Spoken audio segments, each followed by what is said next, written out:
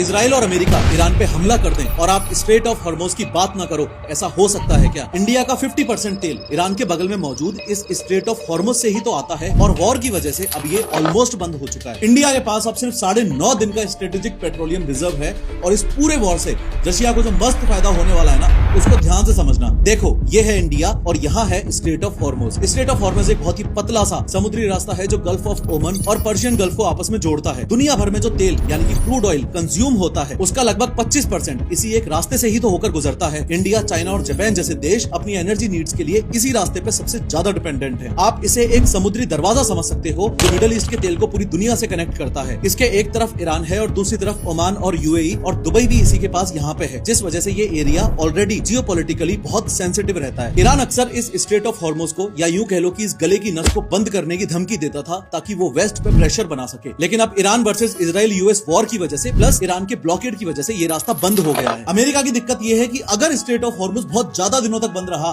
तो इंडिया और China Russia से और ज्यादा तेल खरीदेंगे और ट्रंप का दुश्मन पुतिन बिना कुछ किए ऑटोमेटिकली दुनिया का सबसे पावरफुल ऑयल सेलर बन जाएगा। यही जियोपॉलिटिक्स है। ईरान का खुद का तेल भी हॉर्मोज से जाता है, तो हॉर्मोज बंद करना उनके लिए सेल्फ डिस्ट्रक्शन था, इसलिए कभी फुली क्लोज नहीं किया था। लेकिन अब चूंकि अमेरिका ने उनका सुप्रीम लीडर खामेनेई ही मार दिया तो ईरान के पास अब खोने के लिए कुछ भी नहीं बचता। यही फैक्ट इस पूरे वॉर को और ज्यादा डेंजरस बनाता है।